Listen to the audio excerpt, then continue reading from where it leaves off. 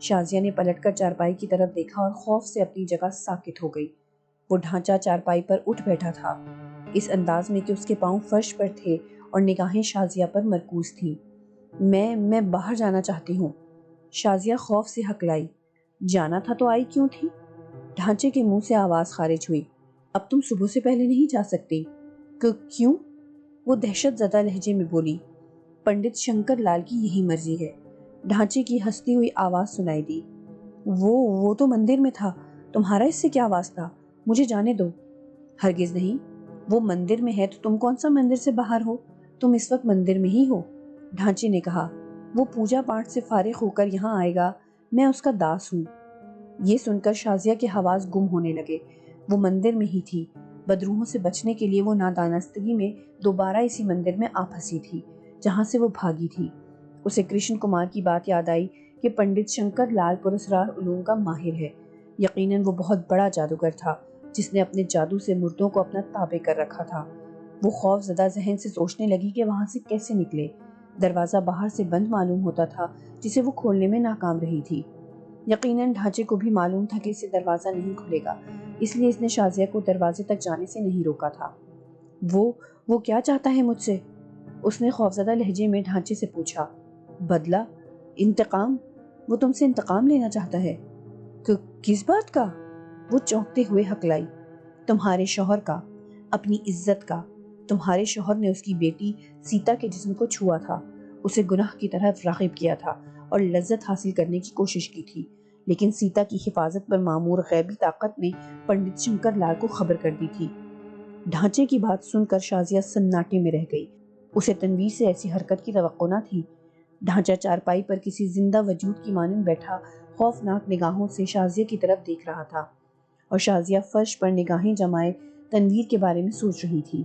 اس کے ذہن میں آندھیاں سی چل رہی تھی۔ اس نے کبھی خواب میں بھی نہ سوچا تھا کہ اس کے ہوتے ہوئے تنویر کسی دوسری عورت کی خواہش کر سکتا ہے۔ تنویر نے طویل افیئر کے بعد اس سے شادی کی تھی، اور شادی سے پہلے اس کے سوا تنویر کی زندگی میں کوئی لڑکی نہیں آئی تھی۔ اس نے شادی سے پہلے کے پیریڈ میں اپنے طور پر پوری تحقیق کر لی تھی کہ تنویر کے کسی دوسری لڑکی سے تعلقات نہیں تھے۔ خود تنویر نے بھی اس بات کا اعتراف کیا تھا کہ وہ اس کی پہلی اور آخری محبت ہے، اور اگر وہ اس سے شادی کرنے میں کامیاب نہ ہو سکا تو ساری عمر کنوارا رہ جائے گا۔ چنانچہ اب ڈھانچے سے سیتا اور تنویر کا چکر سن کر اس کو یقین نہیں آ رہا تھا کہ تنویر نے اس کی غیر موجودگی میں سیتا سے چھیڑ چھاڑ کی ہوگی۔ سیتا اس کی میزبان کی بیوی اور ہندو تھی، پھر سماجی اور مالی اعتبار سے بھی وہ اس قابل نہیں تھی کہ تنویر اس پر توجہ دیتا۔ سب سے بڑی بات یہ تھی کہ شام سے پہلے صرف 1 گھنٹے کے لیے اس نے تنویر کو سیتا کے پاس چھوڑا تھا۔ اس 1 گھنٹے میں تنویر کا سیتا سے ناجائز تعلقات قائم ہو جانا بھی ممکن بات نہ تھی، جبکہ ان کے گھر آئے انہیں چند ہی گھنٹے گزرے تھے۔ یہ دلائل تنویر کو بے گناہ ثابت کرتے تھے۔ چند منٹ تک شازیہ اسی سوچ میں الجھی رہی، پھر ایک دم اسے یاد آیا کہ شنکر لال اس سے تنویر کی زیادتی کا انتقام لینا چاہتا ہے، اور وہ کسی بھی لمحے وہاں پہنچ سکتا تھا۔ شنکر لال کا خیال آتے ہی وہ ایک بار پھر خوفزدہ ہو گئی۔ اس نے ڈھانچے کی طرف دیکھا اور بے اختیار اچھل پڑی۔ وہاں نہ ڈھانچہ تھا اور نہ اس کی چارپائی، وہ جگہ خالی دکھائی دے رہی تھی۔ اس کے سوچنے کے دوران میں نہ جانے وہ چارپائی سمیت کہاں غائب ہو گیا تھا۔ اس نے سوچا کہ موقع اچھا ہے، دروازہ کھولنے کی کوشش کرنی چاہیے۔ چنانچہ وہ ایک بار پھر دروازے کا ہینڈل پکڑ کر کھینچنے لگی، مگر اس بار فوراً ہی دروازہ کھل گیا۔ وہ دل ہی دل میں بہت خوش ہوئی۔ باہر راہداری میں تاریکی پھیلی ہوئی تھی۔ وہ نہیں جانتی تھی کہ راہداری کا بیرونی دروازہ کس سمت میں ہے، پھر بھی وہ باہر نکل کر دبے پاؤں ایک طرف چلنے لگی۔ وہ دیوار کے ساتھ ساتھ چل رہی تھی، لیکن راہداری شیطان کی آنت کی مانند لمبی ہوتی جا رہی تھی۔ اس کے اندازے کے مطابق وہ 100-150 قدم کا فاصلہ طے کر چکی تھی، لیکن نہ راہداری کا اختتام آیا اور نہ ہی بیرونی دروازہ۔ مزید 10-12 قدم چلنے کے بعد اسے ہلکی ہلکی آوازیں سنائی دینے لگی، یوں لگتا تھا کہ اس سمت میں کچھ لوگ بھجن گانے میں مصروف ہوں۔ اس نے ایک لمحہ رک کر غور سے وہ آوازیں سنی اور دوبارہ آگے بڑھنے لگی۔ پوجا کرنے والوں کی آوازیں تیز ہوتی جا رہی تھی۔ پھر اچانک اس کا بڑا ہوا ہاتھ سامنے کسی دیوار سے ٹکرایا اور وہ رک گئی۔ بھجن گانے کی آوازیں اسی دروازے کے عقب سے آ رہی تھی۔ یقیناً وہ مندر کا پوجا پاٹ والا حصہ تھا۔ اچانک اس کے ذہن میں بجلی کسی تیزی سے خیال آیا کہ کیوں نہ پوجا کرنے والوں میں پہنچ جائے۔ پجاریوں کی موجودگی میں شنکر لال اس پر ہاتھ نہ ڈال سکے گا، اور وہ پوجا ختم ہونے پر گاؤں والوں کے ساتھ گاؤں پہنچ جائے گی۔ یہ سوچ کر اس نے دروازے پر دستک دی لیکن دستک کی آواز بھجن کی آواز میں دب گئی۔ تب اس نے دروازے پر دباؤ ڈالا اور دروازہ کھلتا چلا گیا۔ اندر بہت بڑا ہال تھا جس میں 20-25 نوجوان مرد اور لڑکیاں موجود تھے۔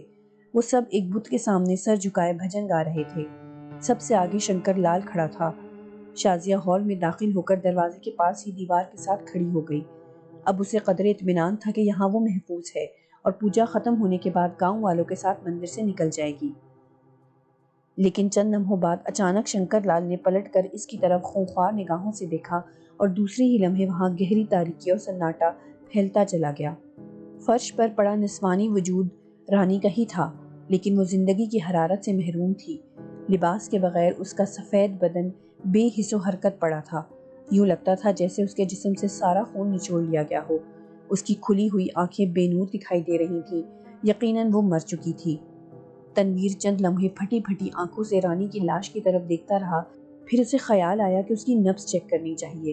ہو سکتا ہے بارش میں کافی دیر بھیگتے رہنے کے بعد اس کی یہ حالت ہوئی ہو۔ وہ آہستہ قدموں سے رانی کی لاش کے پاس پہنچا اور فرش پر بیٹھ کر اس کے دل کی دھڑکن محسوس کرنے کے لیے اس کے سینے پر ہاتھ رکھا ہی تھا کہ ایک دم وہاں تاریکی پھیل گئی اور تنویر نے گھبرا کر ہاتھ پیچھے ہٹا لیا۔ او بابو، تم آ گئے! اچانک رانی کی آواز بلند ہوئی۔ کیا تم زندہ ہو رانی؟ تنویر خوف سے ہکلاتے ہوئے بولا۔ ہاں میرے راجا، اندھیرے میں رانی نے اس کے سینے سے لپٹتے ہوئے کہا۔ تمہارے انتظار میں سو گئی تھی۔ اچانک غار میں ایک خوفناک غراہٹ گونجی اور تنویر اچھل کر ایک طرف ہٹ گیا۔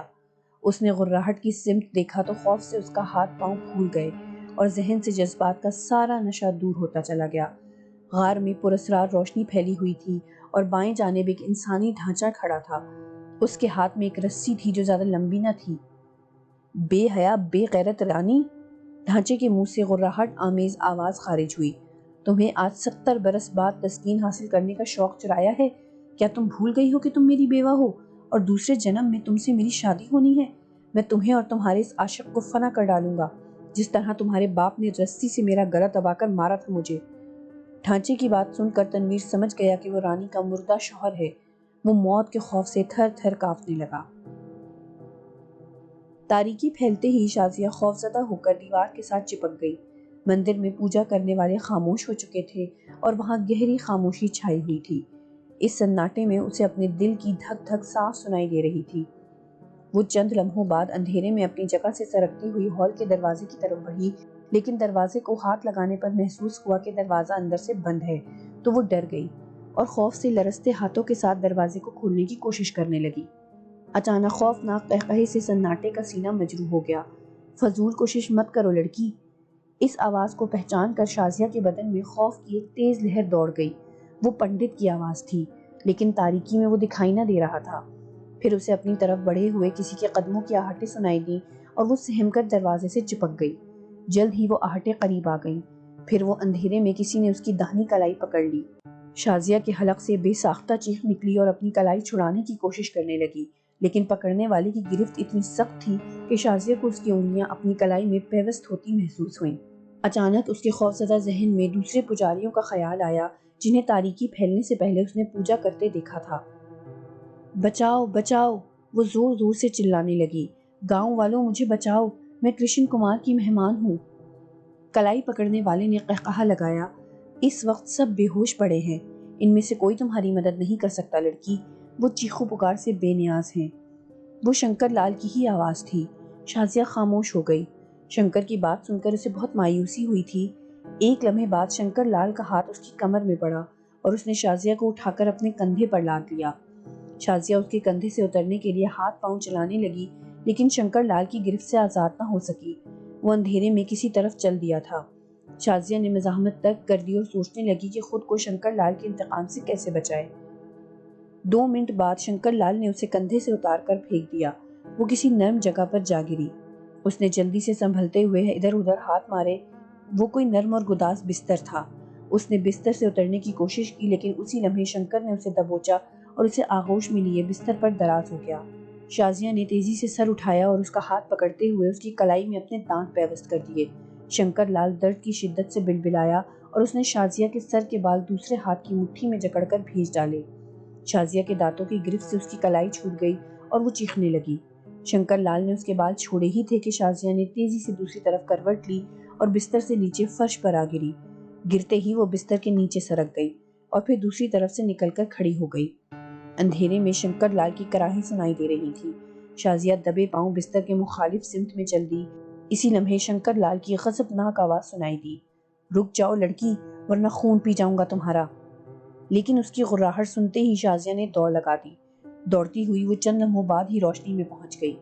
یہ ایک راہداری تھی جس کے اختتام پر اوپر جانے کے لیے زینے بنے ہوئے تھے۔ زینوں کے پاس ہی ایک تاقچے میں چراغ چل رہا تھا۔ اس نے پلٹ کر پیچھے دیکھا تو وہاں ایک دروازہ تھا جس سے وہ گزر کر باہر آئی تھی۔ اس نے تیزی سے بڑھ کر دروازہ بند کیا اور زنجیر لگا دی۔ رسی کے سرے پر گول پھندا بنا ہوا تھا اور ڈھانچہ ان کی طرف بڑھا چلا آ رہا تھا۔ تنویر نے پلٹ کر رانی کی طرف دیکھا اور بے اختیار اچھل پڑا۔ رانی اپنی جگہ سے غائب تھی، جانے وہ ایک دو لمحوں میں کہاں بھاگ گئی تھی۔ تنویر نے بوکھلا کر پھر ڈھانچے کی طرف دیکھا، مگر وہ رکے بغیر آگے بڑھ رہا تھا۔ اس کا صاف مطلب تھا کہ وہ ڈھانچہ اب اسے صرف ہلاک کرنے کے لیے آ رہا ہے۔ یقیناً یہی بات تھی۔ اگر وہ رانی کو پھندے سے گلا دبا کر مارنا چاہتا تھا تو وہ اب موجود نہیں تھی۔ پھر وہ پہلے ہی بتا چکا تھا کہ وہ دونوں کو فنا کرنے آیا ہے۔ رانی تو جان بچانے کے لیے غائب ہو گئی تھی، لہٰذا اسے بھی اب اپنی جان بچانی چاہیے تھی۔